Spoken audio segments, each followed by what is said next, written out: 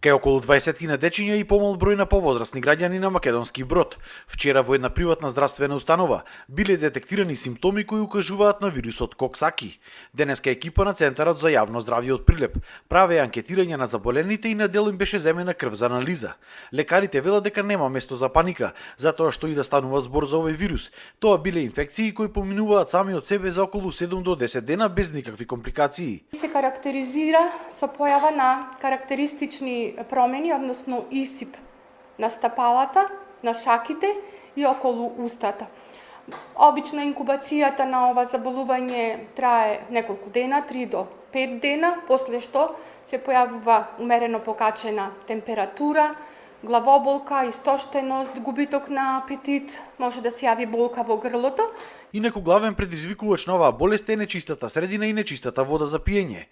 Бидејќи станува збор за вирус, за нив не постои лек, ниту пак вакцина.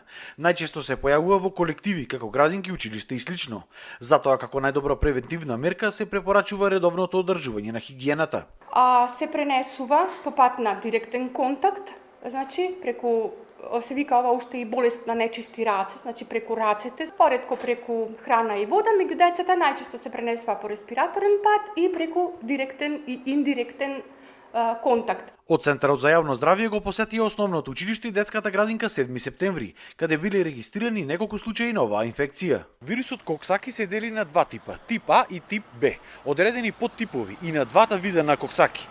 Иако многу ретко, но сепак може да доведат до потешки заболувања, како што се оштетување на срцевиот мускул и појава на менингитис.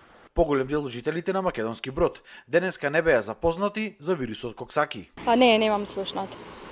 Ништо. Сме информирани, не знаем. Кажува дека последниве денови неколку деца се јавиле дека здравствено биле нешто брадавици нешто излегле. Примероците од крвта ќе бидат испратени во Институтот за јавно здравје во Скопје, за да се потврди дали навистина станува збор за Коксаки вирусот.